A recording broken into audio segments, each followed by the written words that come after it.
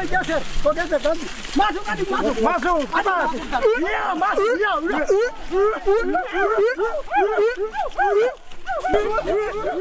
Kayu besi rawa sepanjang 17 meter ini disiapkan untuk membuat salib.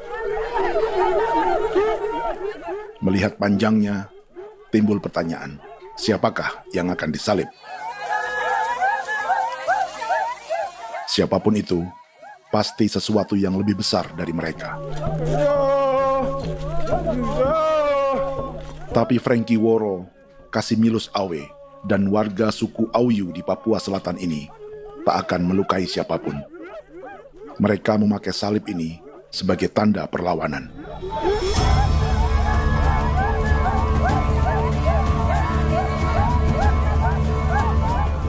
Yang mereka lawan memang lebih besar, yaitu pemerintah Republik Indonesia. Pemerintah sedang mengincar 2,5 juta hektar hutan orang Papua untuk proyek tanaman industri pangan dan energi.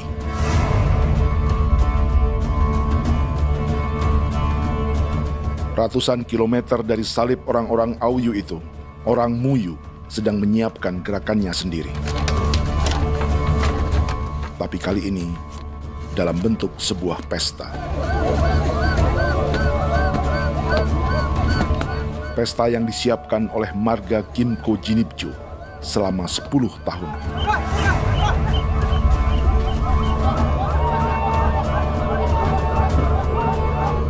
Sosok di marga ini adalah Willem Kimco, orang asli Papua yang tak punya kartu identitas kewarganegaraan manapun.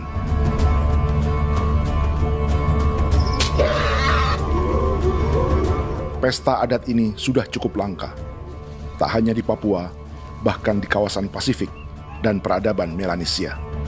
Awalnya bayarnya kalau pernah.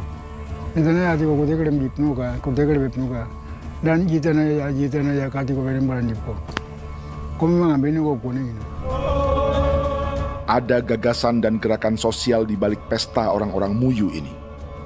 Sama dengan gerakan salib merah yang dimulai orang-orang Auyu. Salib ini akan menjadi yang terbesar dari 1.800 salib merah yang telah ditancapkan berbagai suku di Papua Selatan dalam 10 tahun terakhir. Ribuan salib merah yang dipadukan dengan palang adat adalah tanda larangan yang menyatukan unsur-unsur adat dan agama.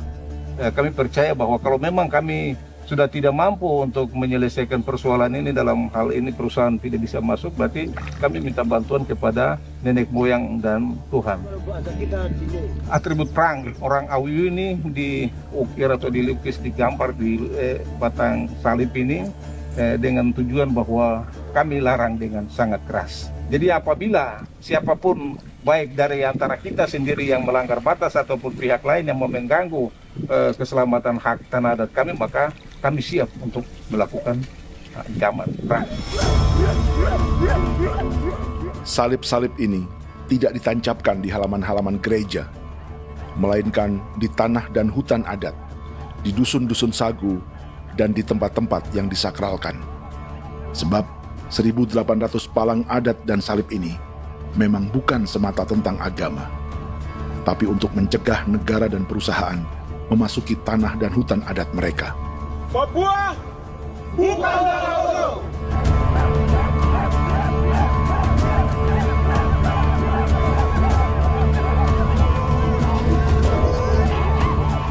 Di zaman TikTok ini, kami ingin menceritakan semua ini lewat film yang pendek.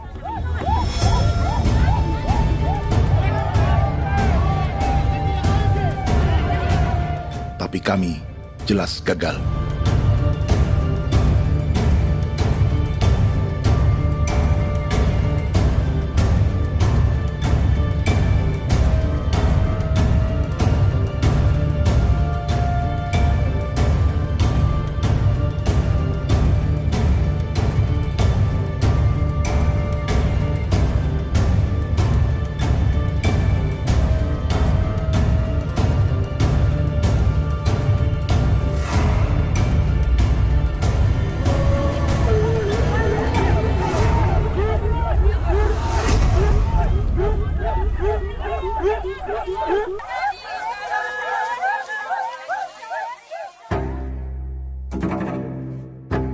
Di planet ini, ada 5 pemilik hutan hujan tropis terluas yang tersisa.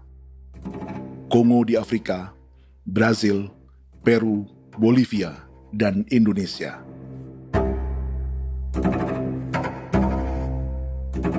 Di Indonesia, satu-satunya pulau yang hutannya masih terjaga adalah Papua, pulau terbesar kedua di dunia setelah Greenland. Lewat sejarah kolonialisme yang panjang, pulau ini kini dikuasai 2 negara. Bagian barat oleh Indonesia yang juga dikenal sebagai West Papua, dan bagian timur menjadi Papua Nugini. Dan tepat di perbatasan ini, di bagian Indonesia, sedang terjadi proyek pemusnahan hutan terbesar di dunia.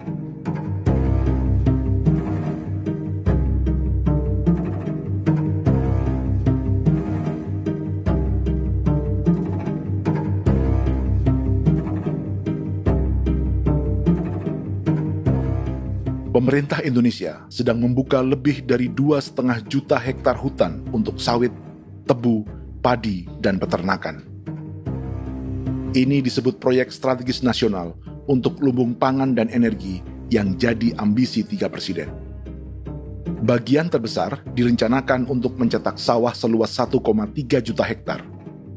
Lalu bagian lain akan ditanami tebu seluas 560.000 hektar untuk gula dan bioetanol.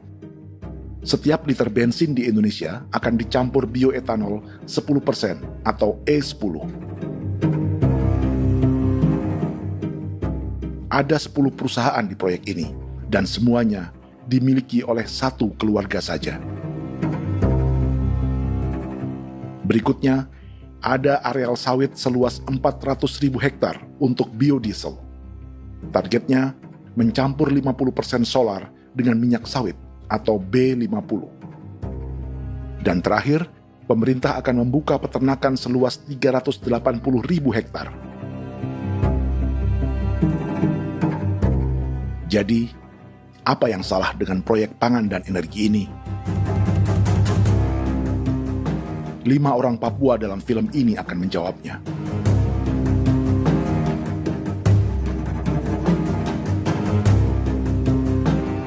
Yang pertama adalah Yasinta Moiwen dari suku Marin.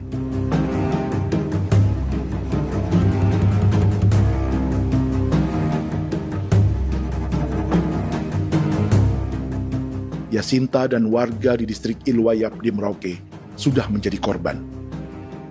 Hutan dan rawa sebagai sumber pangan dan ekonominya telah dihancurkan. Jalan sepanjang 135 km sedang dibuat, dan di kiri kanannya akan dicetak 1 juta hektar sawah. Mereka sulit menolak atau melawan. Salib sudah digeser, masih datang lagi dengan senjata mereka nih. Karena proyek ini juga dijaga tentara. Macam-macam senjatanya.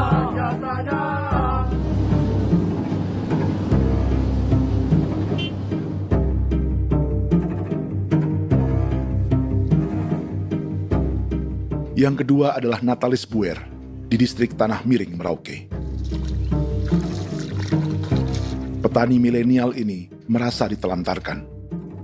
Sebab setelah hutannya diubah menjadi sawah, sebagian sawah-sawah ini tak tergarap. Orang asli Papua seperti Natalis tak punya modal untuk benih, pupuk, perawatan, hingga ongkos panen.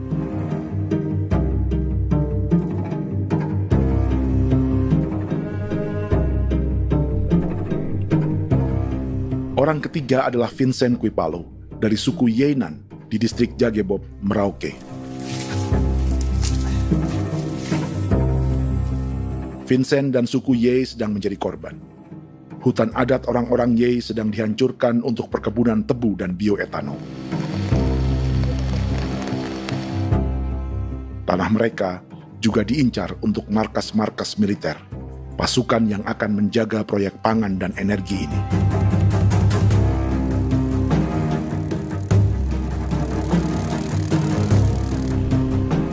Yang keempat adalah Frankie Woro dari suku Auyu di distrik Fofi, Kabupaten Bovendigul. Hutan dan tanah mereka terancam perluasan perkebunan sawit untuk campuran biodiesel atau B50. Orang-orang dari suku Auyu ini adalah calon korban. Merekalah salah satu pelopor gerakan Palang Adat dan Salib Merah. Meski kadang berseberangan dengan gereja yang mereka anggap lebih mendukung pemerintah dan perusahaan. Mereka bahkan sedang merencanakan gerakan yang lebih besar, dengan salib yang lebih besar. Tanah milik Somu Sobisiba itu bahwa tanah ini diciptakan oleh Tuhan dan memberikan warisan kepada kami. Kami ini hanya hak jaga.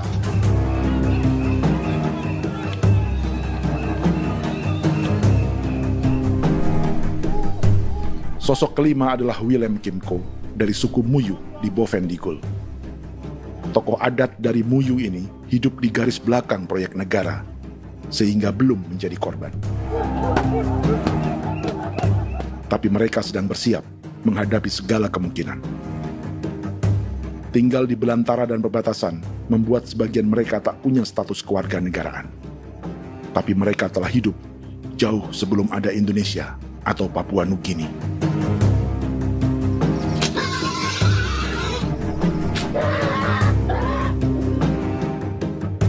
Kelimanya mewakili jutaan orang asli Papua yang sedang terancam eksistensinya. Jika kita merasa kepunahan peradaban Neanderthal di Eropa, Aztec dan Inca di Amerika, atau aborigin di Australia adalah sejarah masa lalu, film ini menceritakan bagaimana pemusnahan sebuah bangsa dan kepunahan sebuah peradaban sedang terjadi di masa hidup kita. Kepunahan bukan karena kerusakan lingkungan dan ruang hidup semata, juga karena dihantam 60 tahun operasi militer.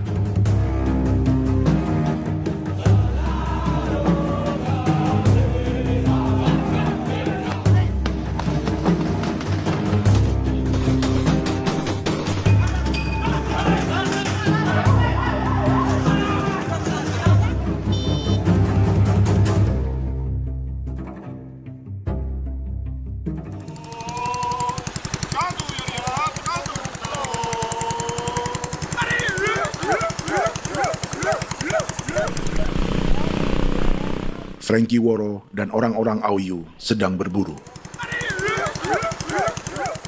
Tapi lokasi perburuan mereka mulai dikuasai perusahaan perkebunan sawit.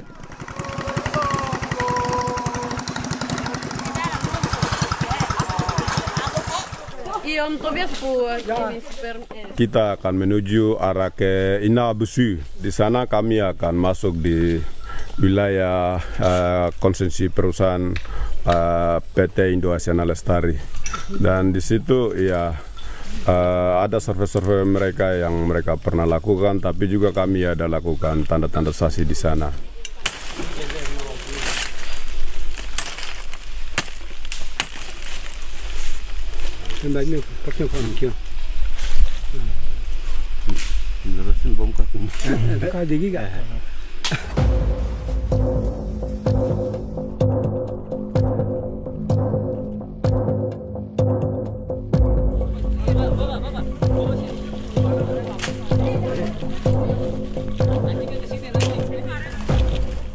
Dapat dengan yang induknya, tapi karena induknya dia lari dan terlambat kerja, akhirnya yang bisa kita dapat dia punya anak ini saja.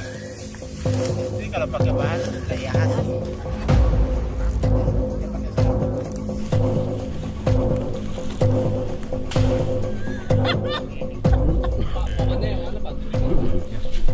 Pohon ini pohon bitanggur, dia punya kayu ini kita biasa gunakan untuk kerja perahu, dan juga kulit depu getanya itu kita pakai untuk kerja ini, panah-panah ini lem, jadikan lem ini, panah-panah. Hutan ini adalah supermarket bagi suku Auyu. Juga lumbung pangan atau bank untuk menyimpan deposito kekayaan alam. Hutan juga tempat yang penuh dengan sejarah suku, situs budaya, dan tempat-tempat sakral. Inilah yang sedang mereka pertahankan dari incaran pemerintah dan perusahaan. Untuk semua alasan ini, mereka menancapkan ribuan salib merah.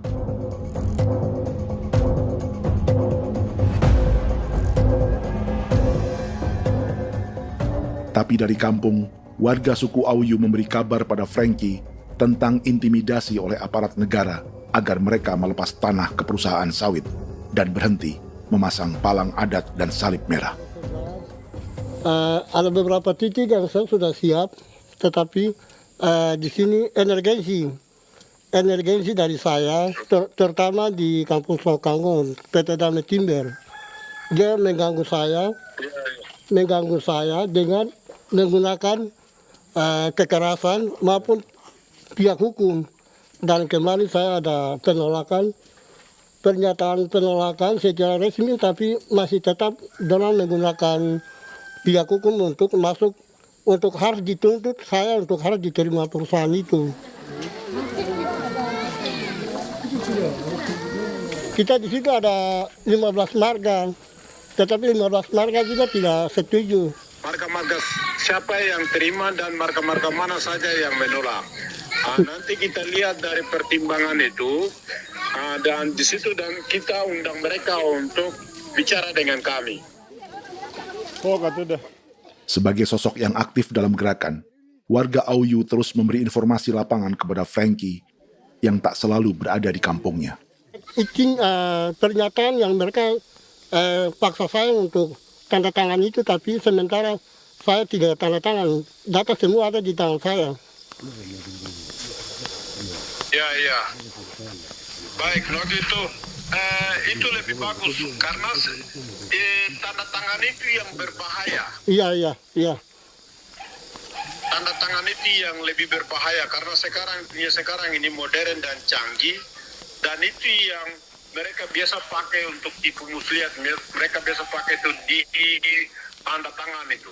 Betul. Dari Bambisa juga di Sofia dia masuk untuk memaksakan kami marga untuk harus menerima perusahaan itu. Tapi kemarin kami sudah menolak. Babinsa nama Bosco. Babinsa di sini nama Bosco. Itu yang sekarang strategi militer yang sekarang mereka pakai. Jadi yang penting masyarakat itu yang benar-benar mau menolak siap dukung ketua marga siapa yang nanti tampil. Ini adalah peta konsesi sawit untuk biodiesel dalam proyek strategis nasional. Dan di distrik Fofi inilah, orang-orang Auyu hidup dari sungai dan hutan. Tapi Frankie di Bovendigul masih lebih beruntung. Setidaknya dibandingkan Yasinta Moyen di Merauke yang sudah kehilangan hutan dan rawanya.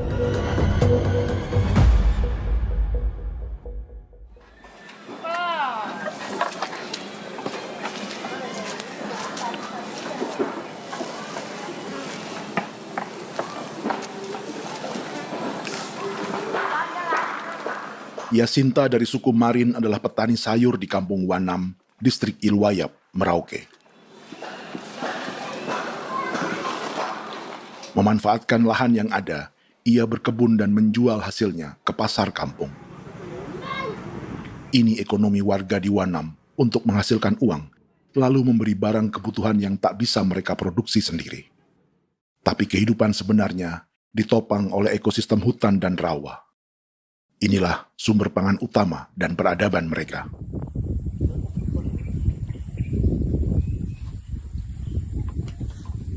Namun ketenangan ini diusik ketika tiba-tiba pada Mei 2024, di Pelabuhan Wanam datang ratusan alat berat untuk proyek pangan dan energi pemerintah.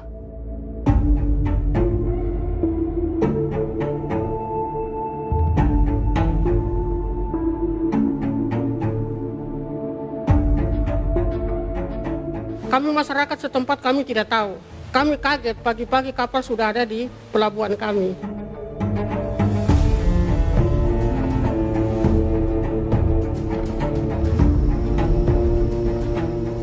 Yasinta Moywen atau Enrika Gebze dan warga lainnya tak pernah diajak bicara atau dimintai pendapat. Seakan-akan Papua adalah tanah kosong. Kita suka kaget yang dong bawa turun alat berat dong bawa turun, kita kaget masyarakat. Dorang subongkar itu kayu-kayu.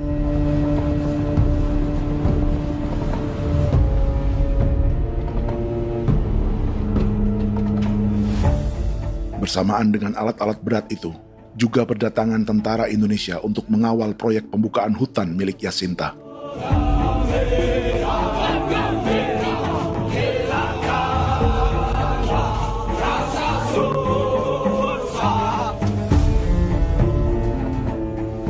Ribu alat berat didatangkan dari Cina ke Papua oleh perusahaan bernama John Lin Group sebagai kontraktor pemerintah. Ini disebut sebagai pesanan eskavator terbesar di dunia dengan nilai 4 triliun rupiah. Misinya membuka hutan dan rawa milik orang Marin, salah satunya untuk membangun jalan sepanjang 135 km. Sementara di kiri kanannya akan dicetak sawah yang ditargetkan seluas 1,3 juta hektar. Jalan berupa garis lurus ini bukan rute tradisional ekonomi masyarakat. Jalan ini akan menghubungkan kawasan perkebunan sawit dan tebu di sebelah timur, juga untuk mobilisasi pasukan militer. John Lin Group adalah perusahaan yang dimiliki Andi Samsudin Arsyad atau yang dikenal dengan Haji Isam. Sebagian orang mengenalnya sebagai pengusaha yang hobi balapan mobil.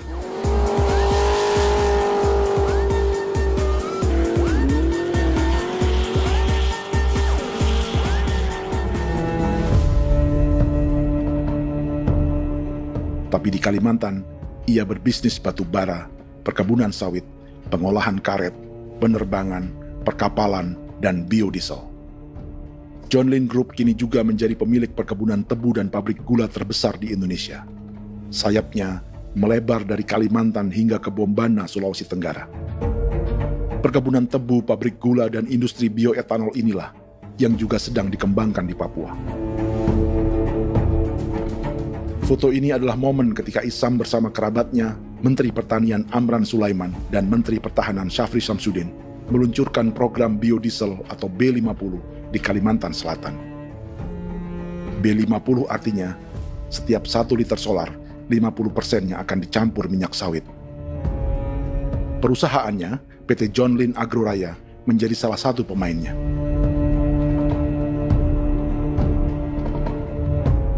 Sepanjang tahun 2025, saham PT John Lin Agroraya pernah naik hingga 700%.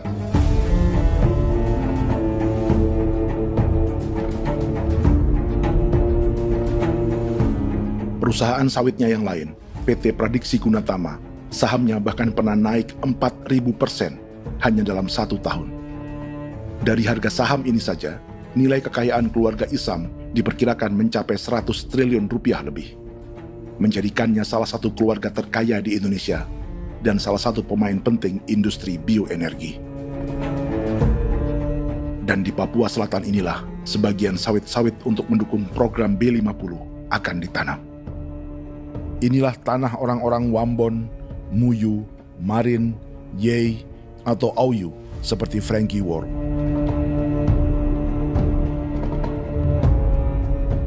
Haji Isam pernah menjadi tim kampanye nasional Presiden Joko Widodo dalam pemilu 2019 saat melawan Prabowo. Bintang Mahaputra Utama diberikan kepada Saudara Andi Syamsuddin Arsyad. Beliau berjasa luar biasa dalam mendorong pertumbuhan ekonomi daerah maupun nasional. Setelah menjadi presiden, Prabowo memberi gelar kehormatan Bintang Mahaputra Utama pada Isam.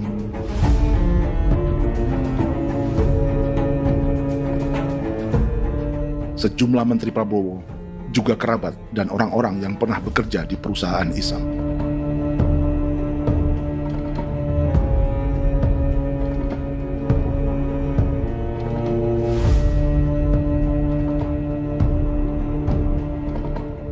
Lawan sebesar inilah yang sedang dihadapi Jacinta di kampung Wanam, Merauke. Atau petani perempuan lain seperti Enrika Gebse. Jadi alam kita ini sudah rusak. Jadi kita itu biasa jalan dari sini tuh harus pasang jerat di situ, harus cari makan di situ lagi. Itu tempat-tempat itu pasang-pasang jerat, tempat babi, rusa, sekarang sudah tidak ada lagi.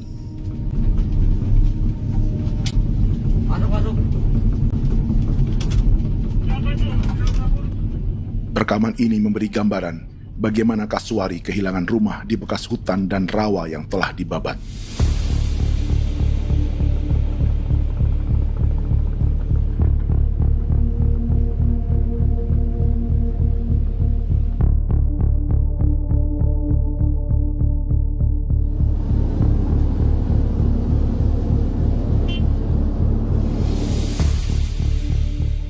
Keterlibatan tentara dalam proyek pangan dan energi di Papua memakai dalih bahwa ancaman terhadap negara kini tak hanya perang secara militer, tapi juga melalui pangan dan energi. Kementerian Pertahanan pun terlibat karena proyek ini dianggap operasi militer selain perang. Jadi tugas kamu adalah menjaga sumber cadangan pangan nasional. Macam-macam senjatanya, Proyek ini menambah panjang alasan mempertahankan kehadiran tentara di Papua dalam 60 tahun terakhir. Saat ini, jumlah tentara Indonesia di Papua mencapai 56.000 personel, atau ada 1 tentara untuk setiap 100 orang Papua. Bandingkan dengan rata-rata nasional, di mana hanya ada 1 tentara untuk 696 penduduk Indonesia. Itu belum termasuk polisi. Artinya, 1 orang Papua dijaga lebih banyak senjata dari rata-rata penduduk Indonesia. Tanah dan hutan diambil secara sepihak untuk kepentingan pembangunan batalion dan bandar antariksa. Ini bentuk perampasan masyarakat. Penolakan kehadiran markas-markas militer terjadi di sejumlah tempat di Papua. Tak hanya karena trauma dan ketakutan, juga karena mengambil tanah-tanah adat.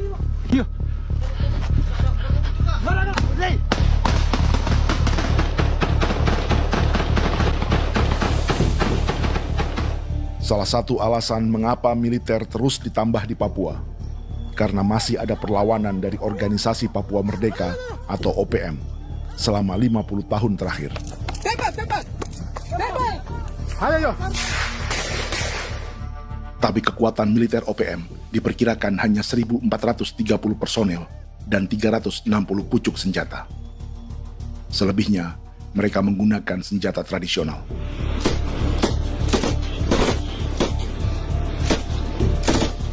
Dengan demikian, kekuatan tentara dan polisi di Papua 58 kali lebih besar dari gerilyawan Organisasi Papua Merdeka.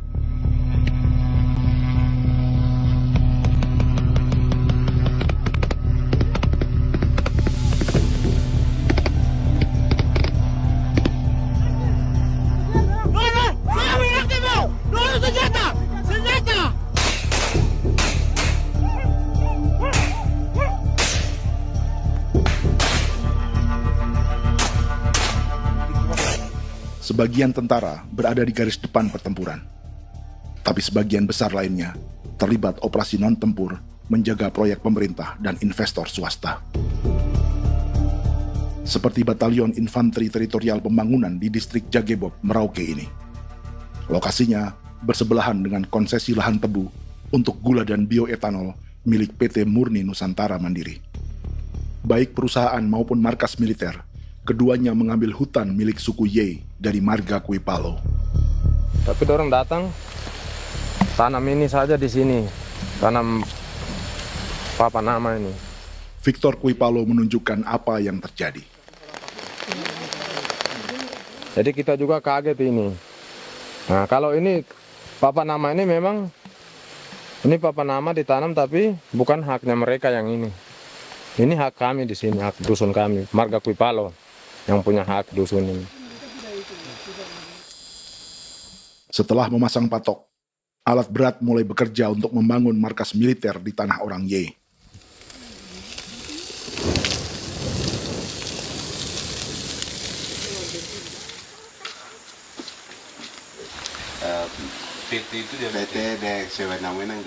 Kehadiran markas militer mengkhawatirkan warga yang pernah mengalami trauma.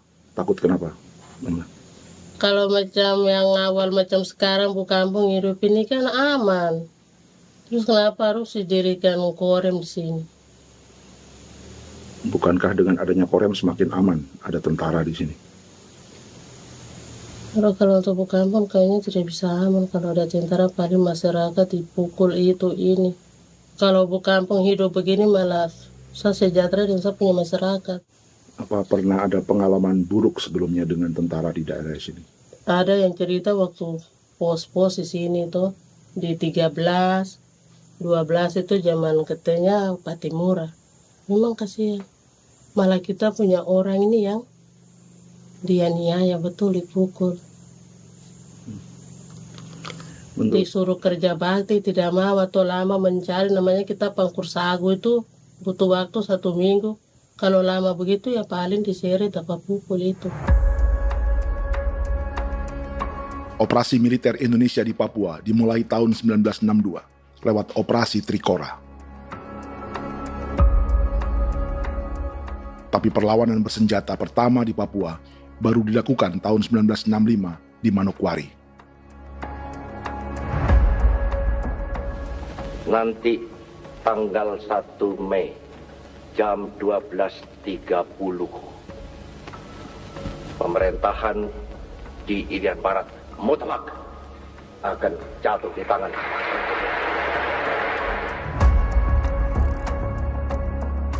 Sejak itu, selama 60 tahun, operasi militer untuk menaklukkan Papua terus dilakukan. Salah satu operasi militer paling berdarah adalah Operasi Wibawa untuk memenangkan Indonesia dalam jajak pendapat tahun 1969. 643 orang tewas di Paniai.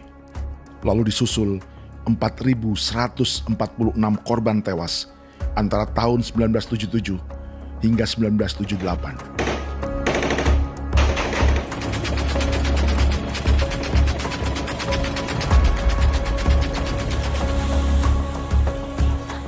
Operasi militer ini menimbulkan gelombang pengungsian hingga kini. Dewan Gereja Papua mencatat 103.000 orang menjadi pengungsi pada tahun 2025 dan nyaris tak diberitakan media-media Jakarta.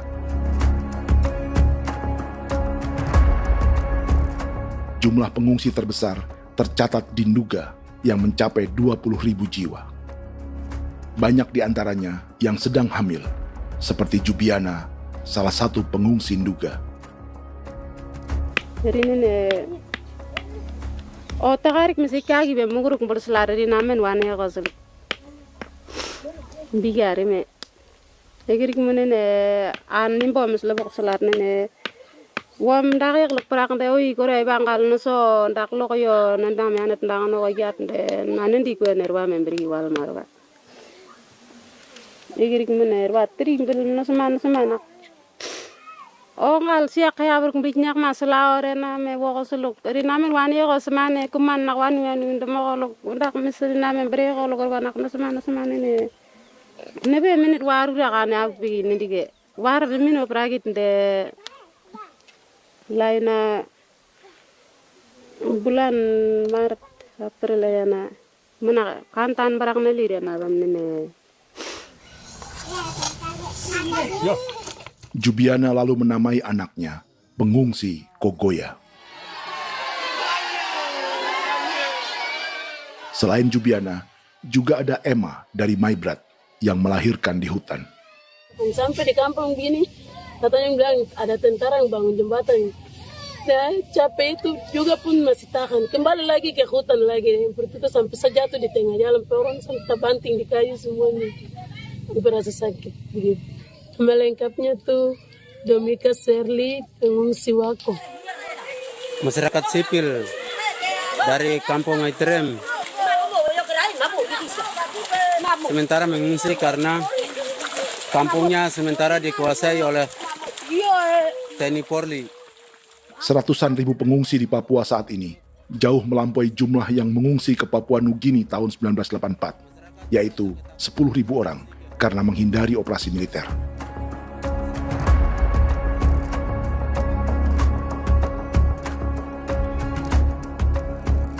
Bersamaan dengan operasi militer, eksploitasi sumber daya alam Papua juga dilakukan sejak masuknya tambang emas dan tembaga Freeport pada tahun 1967.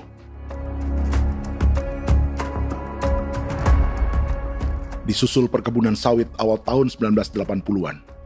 Lalu ada perburuan buaya untuk diambil kulitnya. Sebelumnya, ada eksploitasi gas alam di Teluk Bintuni, pencarian besar-besaran kayu gaharu, atau pembukaan hutan tanaman industri. Ini belum termasuk perburuan dan perdagangan ikan arwana di selatan Papua, penebangan kayu merbau dari hutan-hutan Jayapura, emas di Blok Wabu Intan Jaya, bahkan nikel di pulau-pulau kecil Raja Ampat. Dan kini, dalam skala yang belum pernah terjadi dalam sejarah, Papua dipaksa mencetak sawah, tebu untuk bioetanol, dan sawit untuk biodiesel.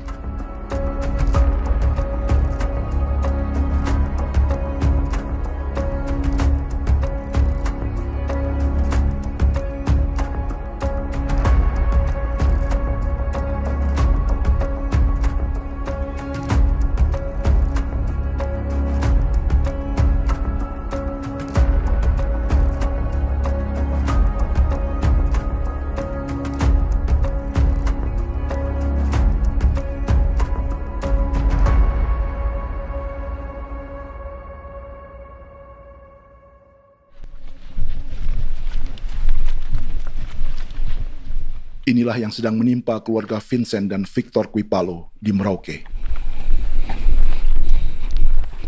Hutan mereka diambil untuk markas militer dan industri perkebunan, PT Murni Nusantara Mandiri. 1 dari 10 perusahaan yang diberi konsesi untuk menanam tebu dan memproduksi gula serta bioetanol seluas 52.000 hektar.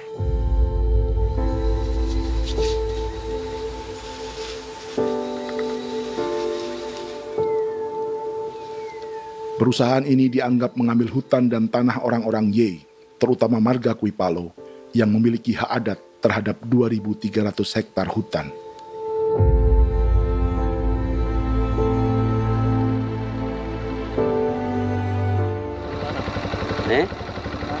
Tentara?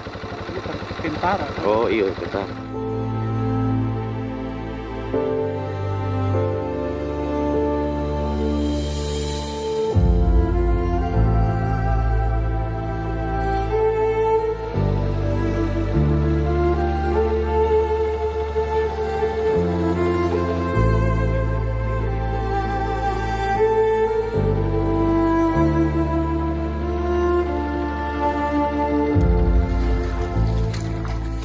Keluarga Kuipalo sedang melihat apakah perusahaan semakin mengancam tanah mereka.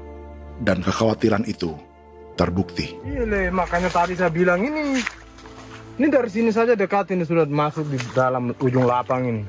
Ini hutan, yang ini hutan yang orang ada bongkar sekarang ini. Ini sudah punya alat sudah dekat ini. Dekat sekali ini. Ini sini. Nacau, kelapa itu yang jalan lama, jalan setapak ini. Dari udara, terlihat alat-alat berat semakin mendekati tanah orang-orang Ye, marga Kuipalo.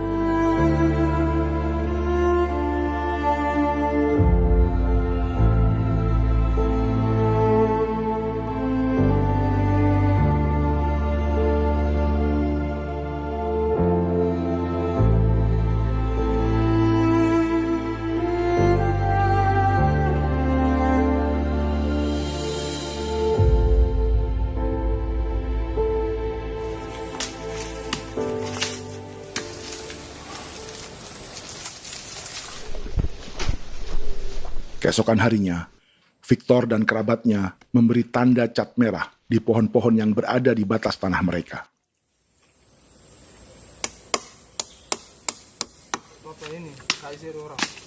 Tapi tanda peringatan adat ini tak diindahkan perusahaan.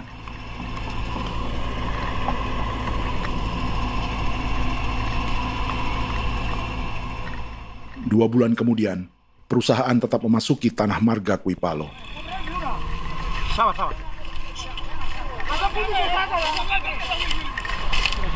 Kami manusia, kau lihat. Tapi sudah sakit hati sekali saya kata adik.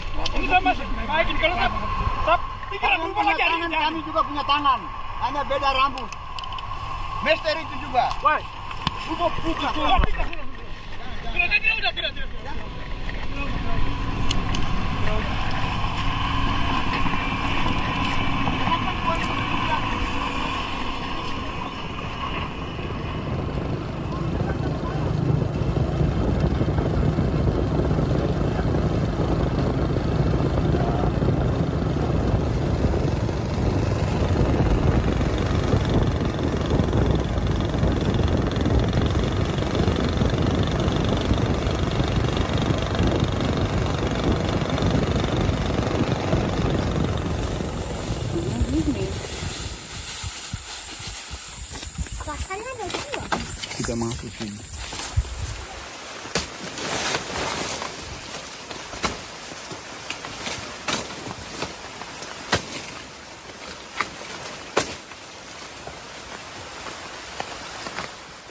Jadi ya untuk itu seperti saya katakan tadi, apakah lebih baik kita tidak usah ada kan atau bagaimana, kita pisahkan, pisahkan dari negara ini kan? Jangankan tuh, saya kemarin bicara sama Daniel, datang sama saya dengan persoalan Kodam ini. Saya bilang Pak Daniel, kalau lebih baik saya ngungsi ke Papua Nugini.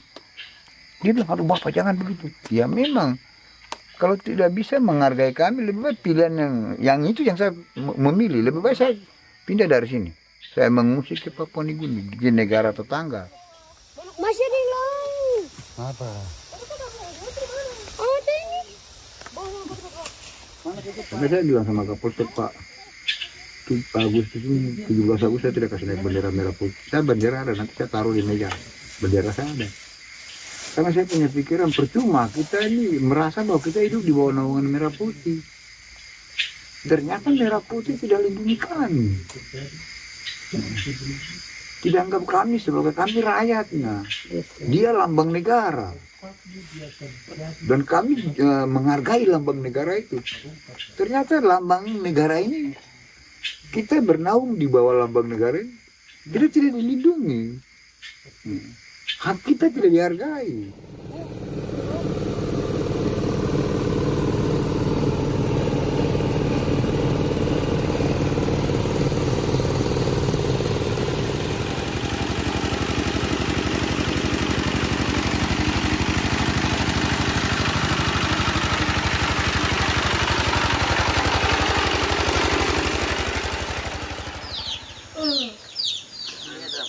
Marga Kuipalo dari suku Ye terus mendapat teror dan intimidasi agar melepas tanah mereka yang hanya dihargai Rp300.000 per hektar. Tapi mereka tidak berjualan tanah. Makanya mama itu tidak suka untuk lepas tanah. Untuk apa? Baru di dalam hutan itu ada obat-obat tradisi. Itu sudah Kalau macam ada sayur juga, kita ambil sayur yang dia tumbuh sendiri. Jadi kita ini mau kemana, kalau itu sudah digusur, ya habis. Kita ini jadi penonton.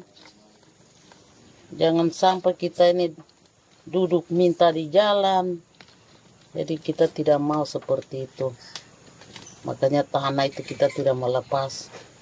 Tapi mungkin orang lain tuh dia senang saja. Lebih baik saya pegang uang merah dulu. Saya bisa beli-beli itu ini. Nanti datang uang sudah habis, gembel, mau cari kemana lagi, hutan sudah habis, mau makan ikan di mana, kali sudah hancur. Seperti Yasinta di Wanam, suara dan gerakan kaum perempuan Papua sangat nyaring dan tak bisa diabaikan. Saya sebagai perempuan tolak untuk perusahaan masuk di sini. Karena kalau saya terima anak-anak saya mau dikemanakan, mau tinggal di mana. Apapun yang terjadi saya tetap tolak. Demi tanah ini saya akan berjuang, demi saya punya anak-anak. Yang katanya mengutamakan anak Papua, nyatanya yang kerja kebanyakan ya orang-orang Jawa. Dan sendiri orang Jawa, tapi bukan mau bicara yang tidak-tidak. Memang kenyataannya seperti orang-orang Papua itu diterbelakangkan, kurang diutamakan, gitu.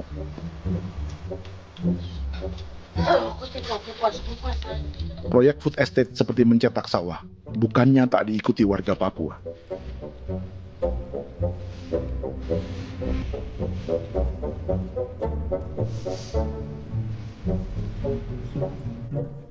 Salah satunya Natalis Buer di distrik Tanah Miring, Merauke.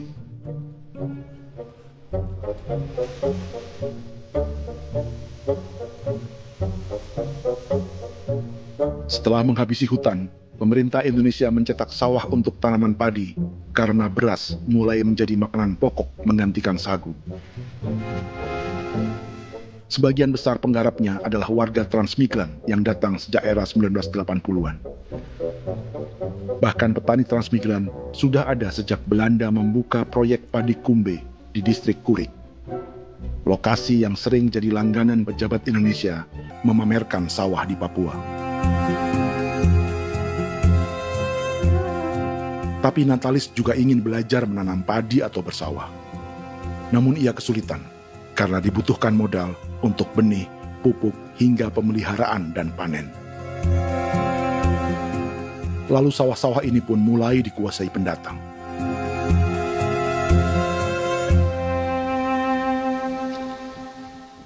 Tapi sejauh ini di kampung kami ini yang saya lihat memang ada kelompok kami punya di sini yang sudah tergabung dalam Gapoktan, kemudian masuk dalam optimalisasi lahan. Tapi baru saya anak asli yang punya lahan di sini. Mereka tidak punya. Pemerintah dalam hal ini adalah Kementerian Pertanian bersama-sama Kementerian Pertahanan yang dalam hal ini pada garis di bawahnya adalah TNI Angkatan Darat, memberikan support yang maksimal kepada masyarakat khususnya di Merauke dalam rangka. Saya kemarin habis 9 juta. 9 juta ya? Iya, 9 juta karena dia sudah tidak dipakai toh. Ya. Dia sudah... Perempuan Papua seperti Filomena juga mau bertani. Pemerintah memberi bantuan Rp900.000 per hektar lewat program optimalisasi lahan atau OPLAH. Tapi dibanding biaya produksi dan harga jual gabah, Filomena mengaku berkali-kali rugi dan kini memutuskan tak lagi menggarap sawahnya. Terus kita harus cari uang untuk kombeng. Betul. Karung kita beli. Karung beri sendiri lagi. Tenda kita beli. Ini dari yang offline ini don tidak siapkan. Tidak ada. Tidak ada ya, jadi mama don sendiri. Itu yang saya udah bilang, 900.000. Itu modal untuk kerja sawah ini.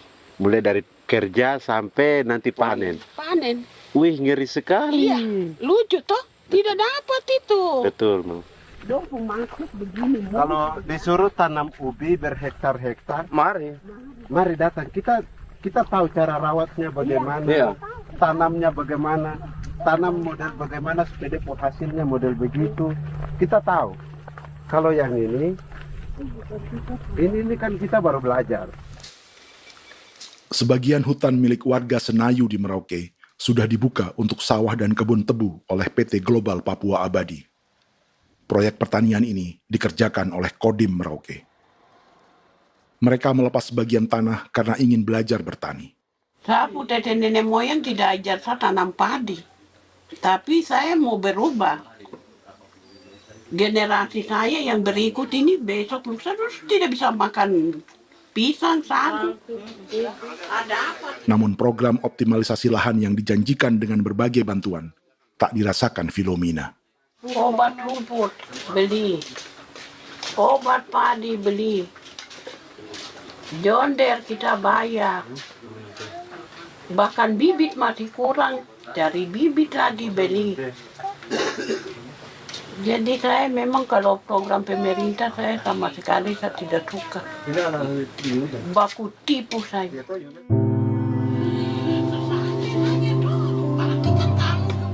Mereka merasa ditinggalkan sendiri, jatuh bangun belajar bertani padi. Sementara sumber pangan dan air yang semula mudah didapat, kini telah berganti sawah dan kebun tebu. Dulu kita masih bisa jalan, nanti masak di kali, pakai air kali. Minum pakai air kali. Sekarang kok mau masak? Tidak ada air. Air sudah susu, mau minum tidak bisa. Sudah dengan obat. Don semprot debu itu saja drone. Drone yang semprot. Saya lihat di itu. Jadi kita bukan drone yang terbang di atas untuk disemprot. Iya, ada semprot obat.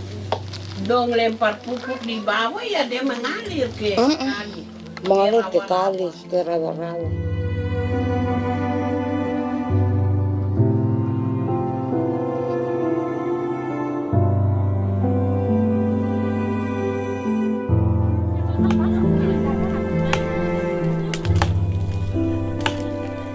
Seperti pertanian sawah bagi orang Bali atau Toraja, bagi orang Auyu dan suku-suku lainnya di Papua Selatan, sagu juga bukan semata tentang pangan.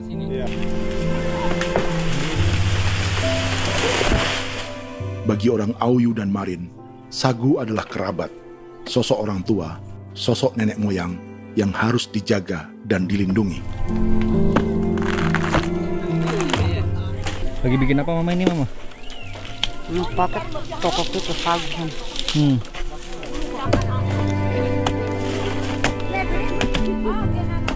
Kami diingatkan oleh leluhur, sagu itu tidak boleh digusur dan tidak boleh diganggu dengan cara apapun, dan di dalam rangka kepentingan apapun tidak boleh. Kamu harus bela, bahkan sampai nyawa pun harus menjadi taruhan demi membela keselamatan penggerakkan sagu di atas tanah ini.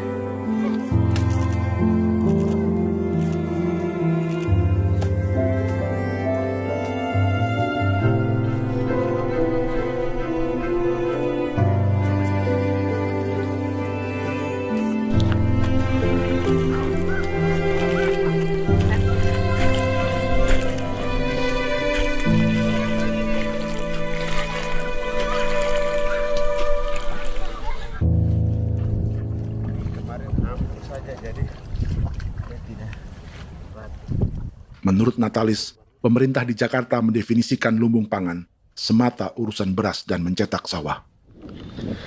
Sebenarnya orang Papua itu bukan tidak bisa bertani. Kami tanam ubi itu bagian dari pertanian. Nah, pertanian yang dimaksud oleh pemerintah itu harusnya selalu, itu kalau bisa pemerintah harus spesifikkan. Pertanian apa yang dimaksud? Pertanian tanam padi atau pertanian tanam ubi, petasan dan lain-lain. Ini yang harus dispesifikkan dulu. Begitu, sehingga tidak menjustifikasi kami orang asli Marin bahwa kami tidak bisa bertani. Bukan. Kami buka kebun besar-besar di sana, bahkan bermeter-meter, ratus-ratus meter pakai sekop, bukan pakai ekskavator, tapi ini pakai skop. Itu pertanian, begitu. Bagi Natalis, alih-alih memaksimalkan sawah-sawah yang sudah ada untuk petani Papua, pemerintah selalu membuka hutan baru, seperti dikerjakan perusahaan John Lynn Group dan melibatkan tentara. Padahal, sejarah keterlibatan militer dalam proyek food estate atau cetak sawah adalah sejarah kegagalan yang bertubi-tubi 4 presiden selama 30 tahun terakhir.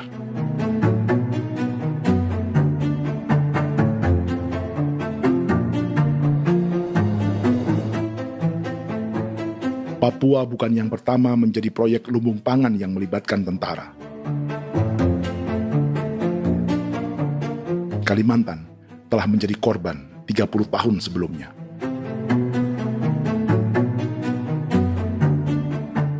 Ini adalah bekas hutan yang sudah dibuka di Pulang Pisau, Kalimantan Tengah.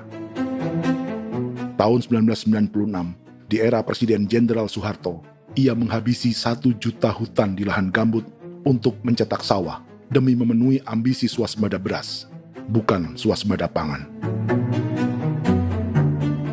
Hutan tropis Kalimantan dihabisi dalam skala yang belum pernah terjadi dalam sejarah. Di bawah rezim militeristik, tak ada yang berani melawan keinginan Soeharto, termasuk orang Dayak seperti Kuneng. Nggak bisa dihalangi itu. Nggak boleh dihalangi. Ya kalau ada kata-kata aja menghalangi, sudah kita diseret ke kepolisian dulu. Atau bisa langsung di PKI-kan. Iya, di PKI-kan gitulah. Jadi kita tuh nggak berani apa-apa dulu tuh. Ya. Apa maunya aja. Misal bilangnya A. Setahun setelah pengundulan hutan skala besar itu, tahun 1997, untuk pertama kalinya Kalimantan mengalami kebakaran lahan dan kabut asap terbesar dalam sejarah.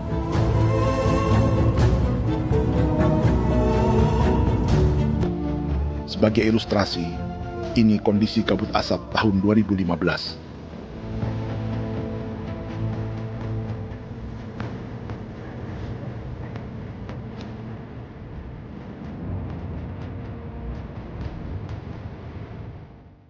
Proyek 1 juta hektar sawah Jenderal Soeharto itu gagal. Bendungan dan saluran irigasi mangkrak hingga kini. Mei 1998, rezim Soeharto tumbang, 2 tahun setelah ia menumbangkan jutaan hektar pohon di Kalimantan. Setiap tahun, lokasi ini menyumbang kebakaran dan kabut asap yang merugikan jutaan orang. Sawah yang berhasil di Kalimantan justru bukan sawah yang dibangun Jenderal Soeharto, melainkan yang dirintis para transmigran sejak era 1980-an. Sawah-sawah inilah yang ikut digarap oleh militer di era Presiden Joko Widodo. Dan hasil dari proyek food estate Presiden Jokowi itu sama sekali jong nih, nggak ada harapan lagi sudah seperti ini. Tapi Jokowi terus memperluas area food estate hingga 16.000 hektar. Presiden Jokowi juga menyerahkan urusan lumbung pangan ini kepada Prabowo yang saat itu menjadi Menteri Pertahanan. Salah satunya di Kabupaten Gunung Mas, Kalimantan Tengah, untuk membuka perkebunan singkong seluas 31.000 hektar. Food estate singkong Jenderal Prabowo ini dimulai dengan membuka 600 hektar hutan di Tawai Baru. Proyek singkong untuk bioetanol ini pun dijaga tentara. Dan seperti Jenderal Soeharto, proyek Jenderal Prabowo ini pun gagal.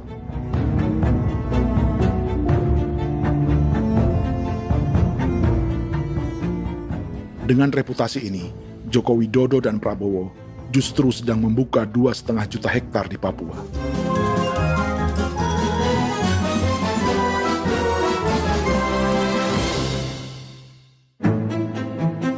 Setelah Jenderal Soeharto, Presiden Jenderal Susilo Bambang Yudhoyono juga mencoba membuka food estate di Papua sejak tahun 2010. Namanya Merauke Integrated Food and Energy Estate atau MIFE. Proyek ini juga gagal.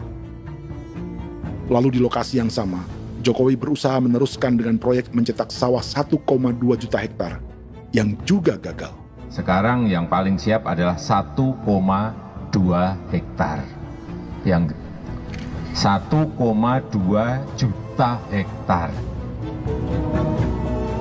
Dan kini, Prabowo yang pernah gagal dengan 600 hektar singkong di Kalimantan justru akan mengulangi di Papua dengan skala 2,5 juta hektar.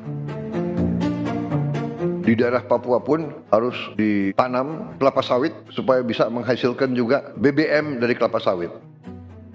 Dalam setiap proyek pangan dan energi di Papua, yang lebih menonjol bukan tanaman pangannya, melainkan untuk energi atau bahan bakarnya. Sawit untuk biodiesel dan tebu untuk industri bioetanol. Ada 10 perusahaan yang diberi konsesi hingga 0,5 juta hektar untuk tebu. Dan 10 perusahaan itu dimiliki oleh 1 keluarga saja.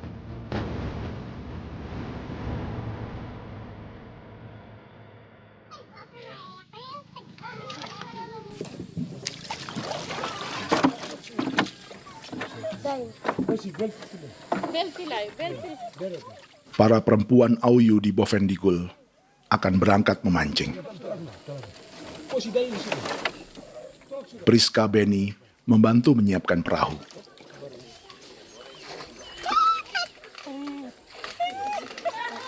Mereka akan mengumpulkan bahan pangan di hutan untuk persiapan acara penancapan salib merah berikutnya.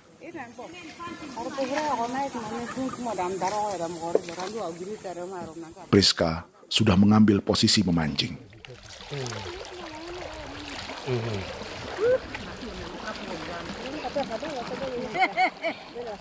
1.800 salib merah telah dipasang di wilayah adat berbagai suku di Papua Selatan untuk menghalau perusahaan sawit dan tebu.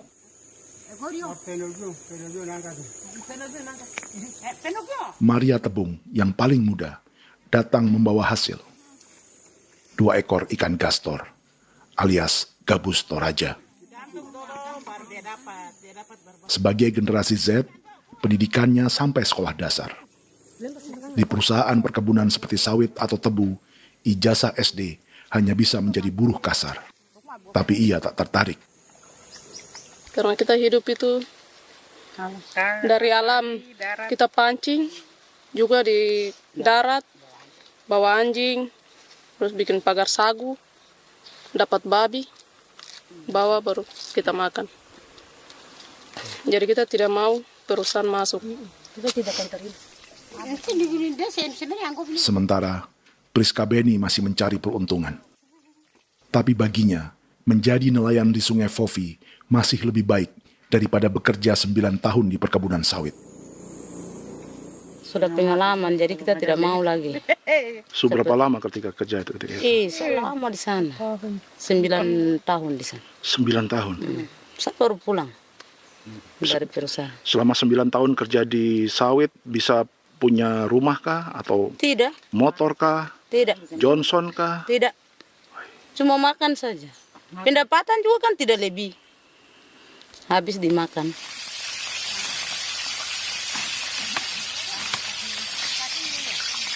Satu minggu libur berapa hari? Tidak libur. Minggu tetap kerja? Tetap kerja. Tidak bisa ke gereja?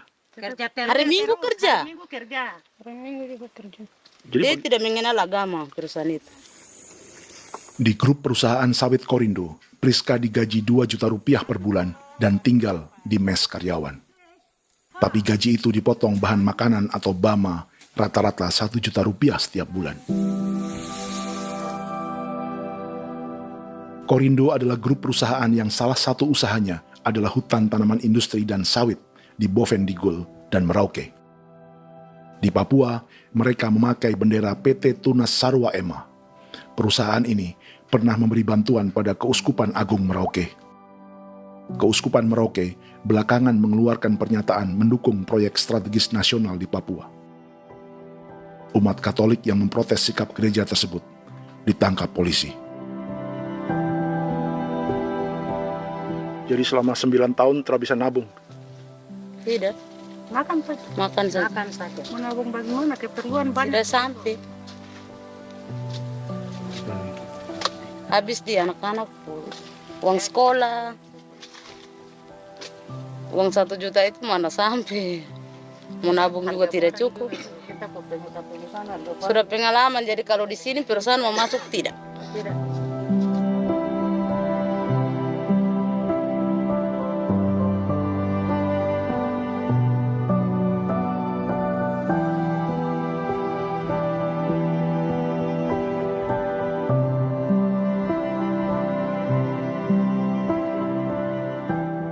Dan menu makan siang seperti ini agaknya sulit bagi buruh sawit atau tebu yang digaji 2 juta rupiah per bulan.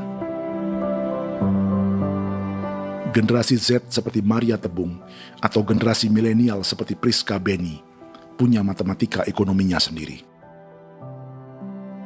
Sawit untuk biodiesel atau tebu untuk bioetanol tak akan ada bedanya bagi mereka.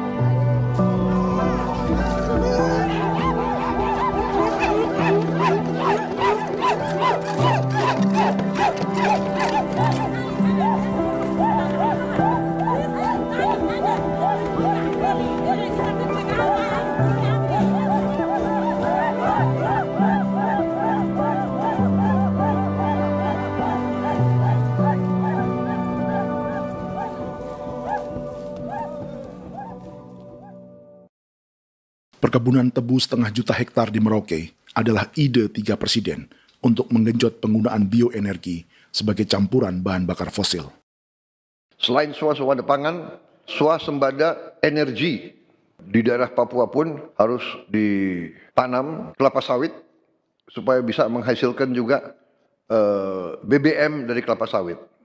Juga tebu menghasilkan etanol. Singkong, kasava juga untuk menghasilkan etanol. Bioetanol adalah bahan bakar nabati atau tumbuhan yang dapat dicampur dengan bensin. Sama dengan program biodiesel yang mencampur solar dengan minyak sawit. Pertamina saat ini sudah menjual BBM bioetanol dengan campuran 5% yang dipasarkan dengan merek Pertamax Green 95. Tapi pemerintah ingin menaikkan kadarnya menjadi 10% atau E10. Maka ke depan kita akan mendorong untuk ada E10. Kemarin malam sudah kami rapat dengan Bapak Presiden. Bapak Presiden sudah menyetujui untuk direncanakan mandatori 10% etanol. Idenya untuk mengurangi ketergantungan pada bahan bakar fosil yang diimpor dan menimbulkan polusi.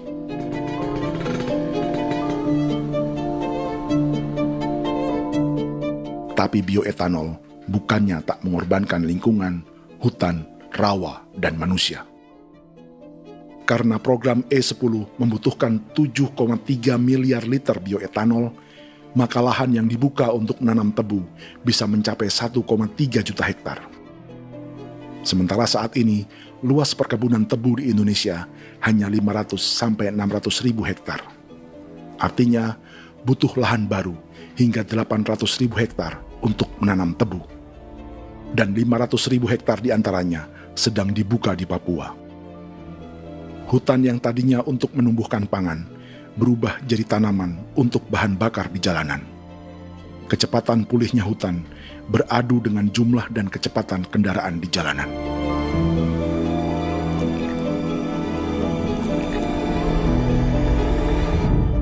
Dahaga terhadap energi tak pernah bisa dipuaskan. Setelah minyak sawit untuk biodiesel, dunia kini merambah singkong, jagung, dan tebu untuk bioetanol. Benua Amerika, Eropa, sebagian Afrika, hingga separuh Asia kini mulai memakai bioetanol sebagai campuran bahan bakar.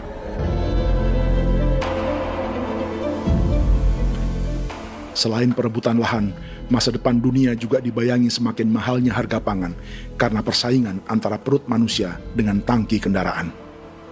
Ini adalah lokasi perkebunan tebu dan bioetanol PT Murni Nusantara Mandiri yang mengancam tanah Vincent Quipalo dan orang-orang Ye di Merauke. Beberapa kilometer di selatan adalah PT Global Papua Abadi yang mengancam tanah orang-orang Muyu dan Marin. Dua perusahaan ini adalah bagian dari 10 perusahaan yang mendapat konsesi lahan untuk tebu dan bioetanol di Merauke.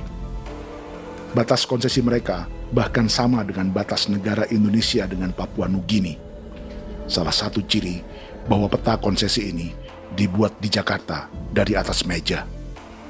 Sama seperti kolonial Inggris dan Belanda ketika mereka membagi Pulau Papua dengan garis lurus pada abad 19. Seakan Papua adalah tanah kosong. Bedanya, meski peta konsesi ini mengatur batas 10 perusahaan, tapi perusahaan-perusahaan ini sebenarnya dimiliki oleh satu keluarga saja. Ini nama 9 dari 10 perusahaan tebu dan bioetanol di Merauke, Papua. 99% saham mereka dimiliki sebuah perusahaan bernama PT Merauke Nusantara Manis. Sementara 1% sisanya dimiliki PT Merauke Gula Mandiri. Tapi saham kedua perusahaan ini dimiliki PT Merauke Sugar Group. Dan perusahaan ini, 90% sahamnya dimiliki pengusaha bernama Angelia Bonaventure Sudirman, serta perusahaan bernama Zico Trust dan Resource Harvest. Lalu 10% lainnya dikuasai PT Papua Energi Abadi, yang pemiliknya adalah Dudi Christian dan Angel Madeline. Sekarang, mari kita lihat siapa mereka. Angelia Sudirman adalah keponakan dari salah satu konglomerat sawit Indonesia, Martias Fangiono. 9 perusahaan di Papua ini berada di bawah bendera Merauke Sugar Group. Dan Merauke Sugar Group hanya satu dari 7 grup perusahaan milik keluarga Fangiono.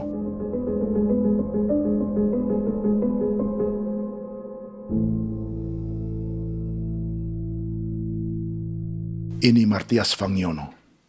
Seperti Haji Isam, Martias selama ini dikenal sebagai pengusaha sawit yang kini merambah bisnis tebu dan bioetanol. Ini momen saat penanaman perdana tebu di Merauke bersama Presiden Joko Widodo Juli 2024. Di sini juga ada anak Martias Fangiono, yaitu Wirastuti Fangiono. Wirastuti adalah salah satu yang menonjol dari keluarga Fangiono. Tahun 2025, Forbes mencatatnya sebagai konglomerat termuda dengan kekayaan 23 triliun rupiah yang mengendalikan 2 grup usaha, FAP Agri dan Surya Dumai Industri. Keduanya adalah perusahaan sawit dan biodiesel.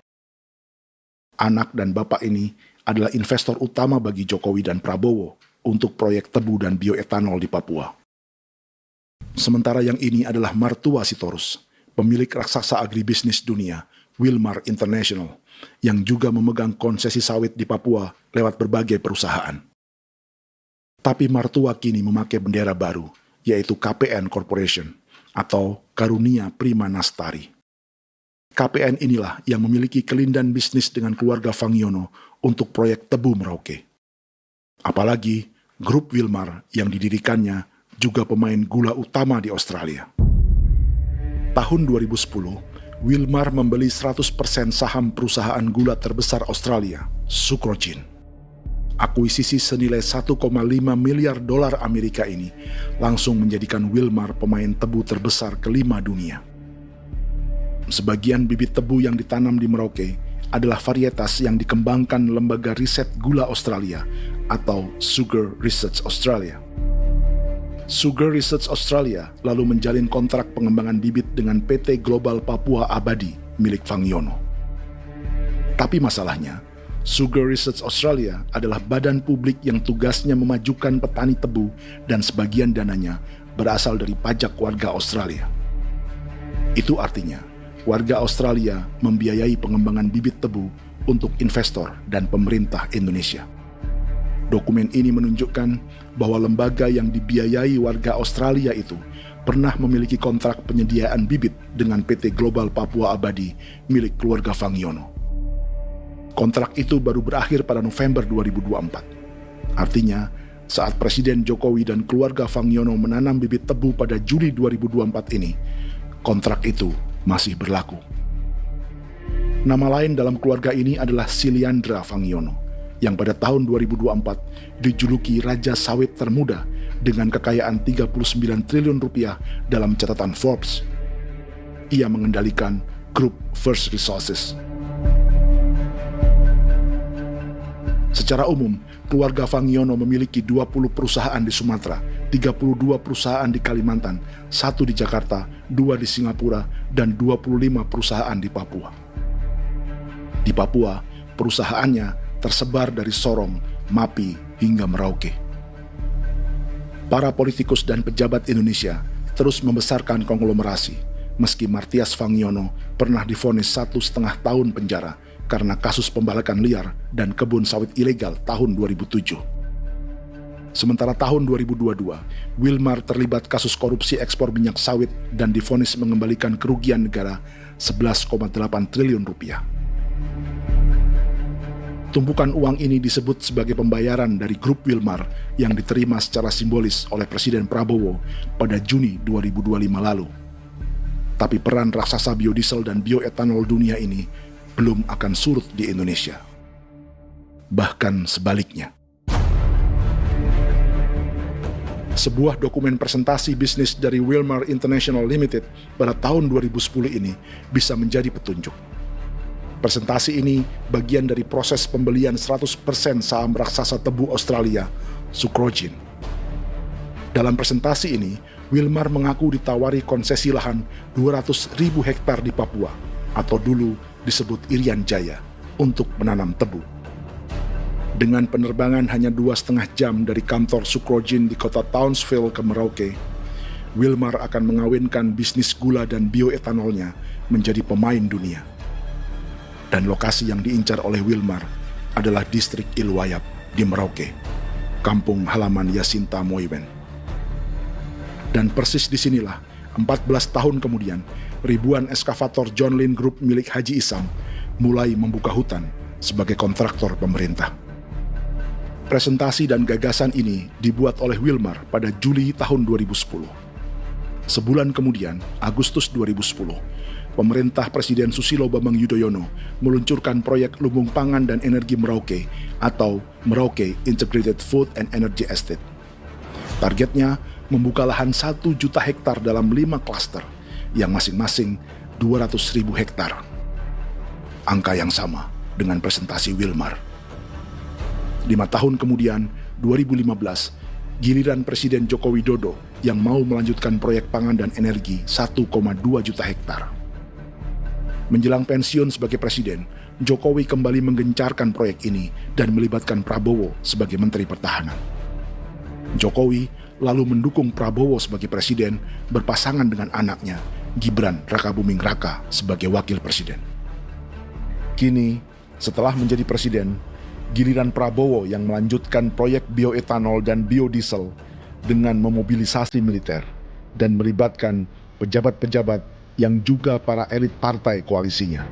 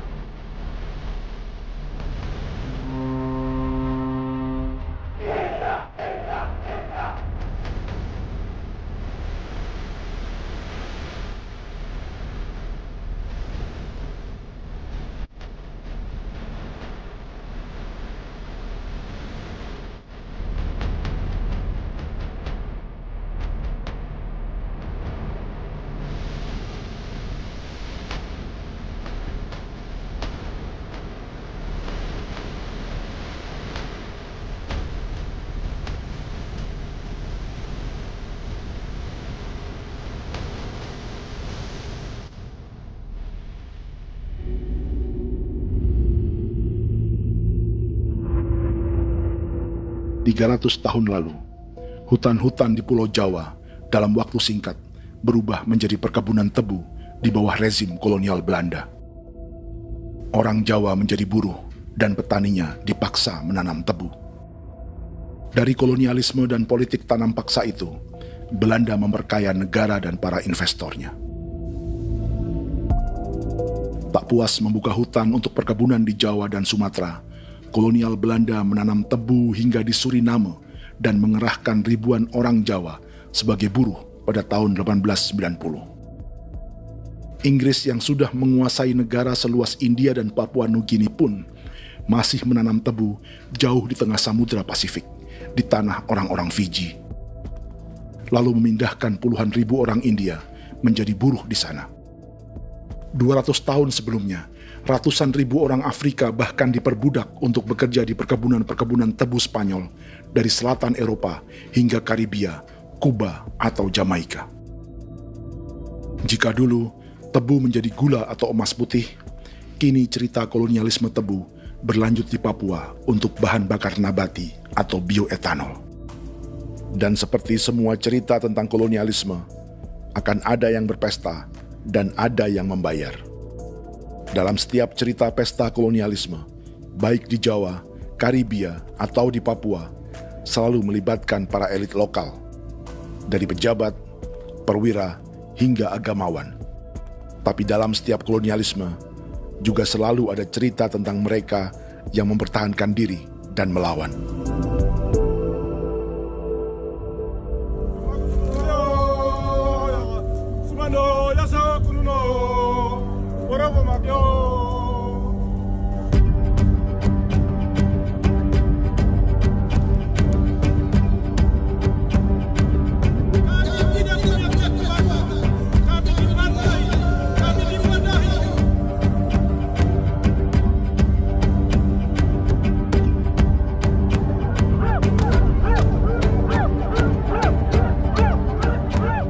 Dalam sejarah Gereja Katolik banyak pemimpin-pemimpin yang adalah tanda petik itu adalah Judas-Judas juga.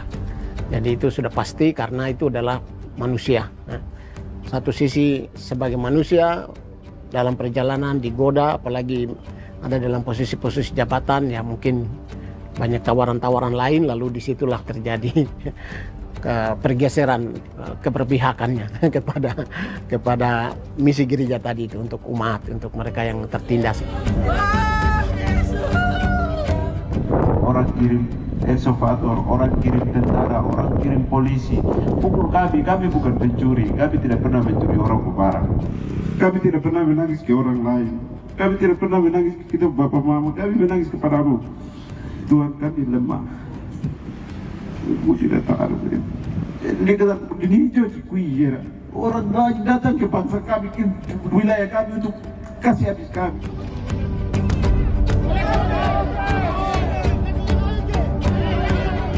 Yakimam Dehi, Yakimam Dehi, Bono Yahadigul Dehi, Bono Yahadigul Dehi. Kita buat sasi seperti begini untuk menolak perusahaan apapun yang masuk di tanah kami. Kalau kita kasih, kita bikin rusak sekarang, kita punya generasi berikutnya mau dapat kemana. Jadi kita nyatakan sikap di sore hari ini, kami tolak. Apa yang dilakukan pemerintah untuk PSN adalah kejahatan. Pemerintah bagian dari kejahatan, aktor perusak dan pembunuh terhadap negara, terhadap alam, hutan, terhadap manusia. Jadi negara jadi aktor pembunuh. Jadi Pilatusnya siapa? Negara, pemerintah Jakarta ini. Tanah Wiu bukan kosong. Masyarakat adat kami masyarakat. Perusahaan tolak. Biar asal.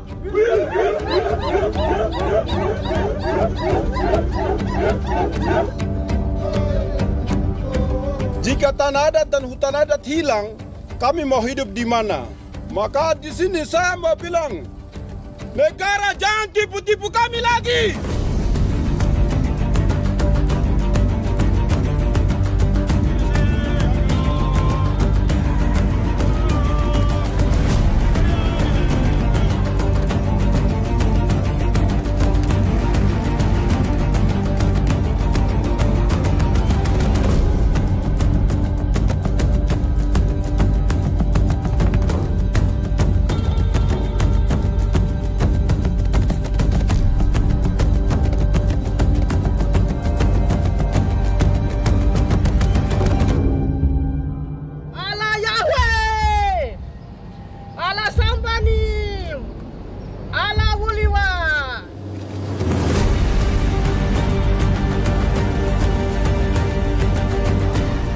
Kalau kami dianggap orang Papua itu bagian daripada Republik ini, tolong hargai kami.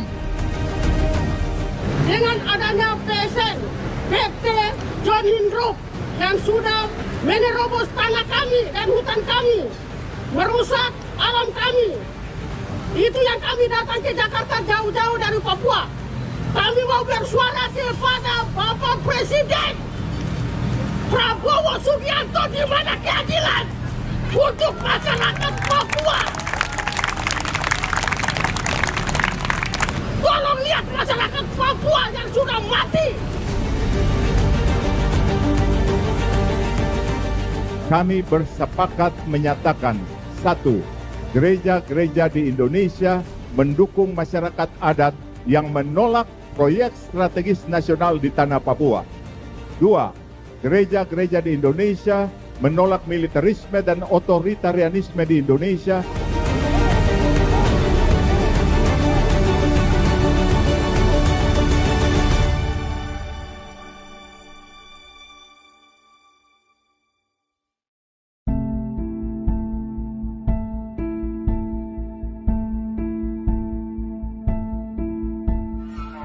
Kita sering merasa banyak hal buruk sudah jadi cerita sejarah.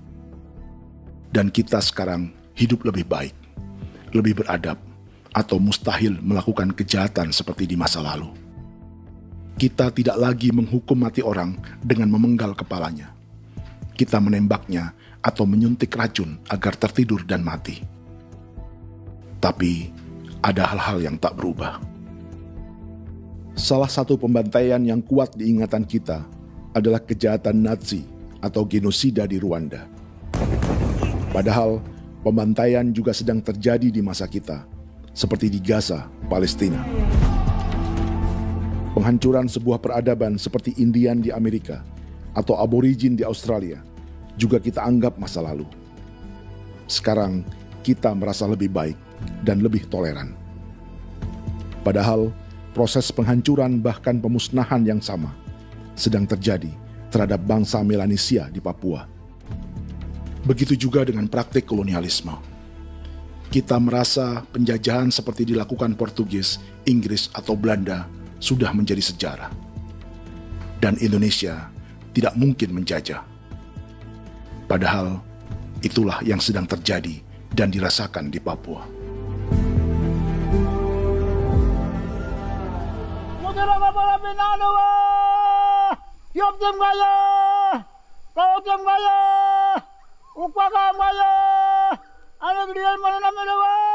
Jalannya sejarah ini disadari Willem Kimco di pedalaman Bovendigol, Papua. Hidup terpencil dan tak tersentuh urusan negara bukan berarti selalu aman.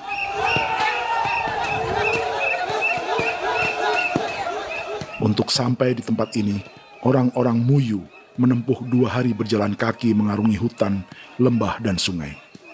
Termasuk mereka yang datang dari perbatasan Papua Nugini. Mereka berkumpul untuk memenuhi undangan pesta adat yang disebut Awon Atatbon atau pesta babi. Yang mengundang adalah marga Kimco Jinipjo. Yang dituakan di marga ini adalah Willem Kimco. Ia tak punya kartu tanda penduduk dan kewarganegaraan manapun, baik Indonesia atau Papua Nugini. Tahun 1984, 10.000 orang Papua, terutama suku Muyu, mengungsi ke Papua Nugini untuk menghindari operasi militer Indonesia, termasuk Willem Kimco.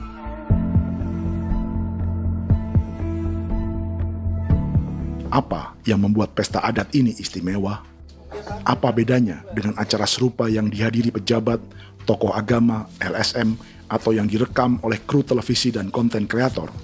13, 14, 15, 18. Pertama, untuk membuat pesta babi, orang Muyu perlu persiapan selama 10 tahun. Sebab, babi-babi yang akan jadi bagian dari pesta ini tak boleh dibeli, alias harus dipelihara sendiri.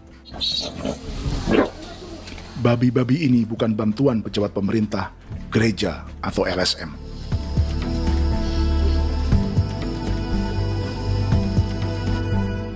Yang kedua, babi-babi ini tidak dipelihara di kandang. Jadi punya nama babi ini kah? Harimau. Harimau? Harimau. Dia kulit dengan ini bulu di harimau, macam harimau begitu yang kasih nama harimau. Setelah diberi nama, mereka dilepas liarkan di hutan sejak kecil.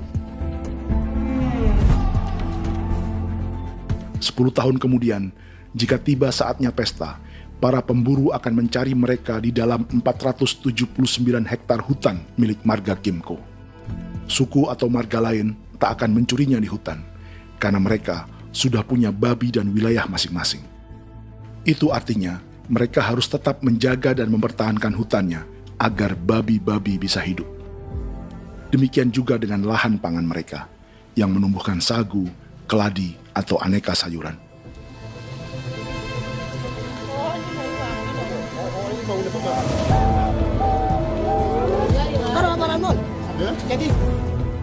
Yang ketiga, dalam Awon Atatbon atau pesta babi, binatang ini tidak dimakan secara gratis. Setiap marga atau klan dalam suku Muyu akan membayar jerih payah tuan rumah menjaga hutan dan memelihara babi.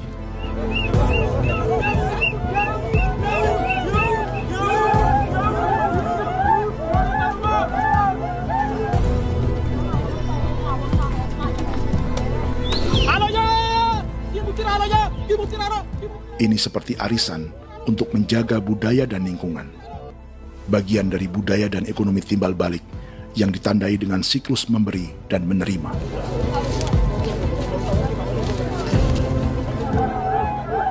Ini juga cara orang Muyu membangun dan memperluas aliansi. Awon bet begul bet, ulan yau kando bet, asat bet anani, asat bet jenek liga anani, oh ando amten anani, menini tena jaga, kepo kemo ko di mana, kepo kemo mayat nih, kep tetek no mayangul, kep kanin bet wini ke iftore wen, ne tena ya kadek me, oke, kepo nanti kutu kemo, kepo kepasar kutu orangnya, kene man gini wane wanjo, koko kati bolon jalbeng, koko kuning bolon jal. Jika Willem Kimco dan marganya bisa menjaga hutan dan wilayahnya, marga lain ikut diuntungkan sebagai sebuah ekosistem. Demikian juga sebaliknya.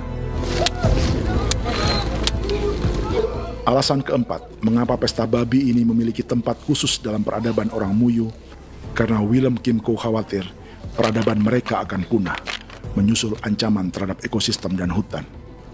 Setiap marga atau klan harus mengkonsolidasi diri dan membangun aliansi.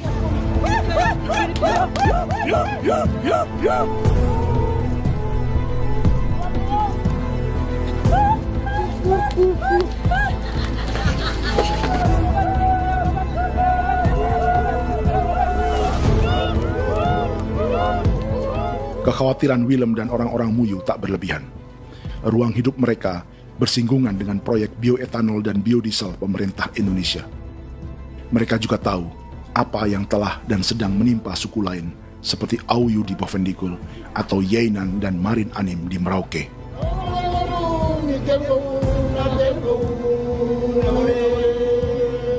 Jika suku-suku lain menggunakan palang adat dan salib merah sebagai gerakan perlawanan, orang-orang Muyu memakai pesta babi untuk mempersiapkan diri dan konsolidasi. Sebab, berbeda dengan saat mengungsi tahun 1984, kali ini yang datang ke tanah orang-orang Muyu tak hanya tentara, juga alat-alat berat bersama para pebisnis pangan dan energi. Mau ke Palu, mau datang.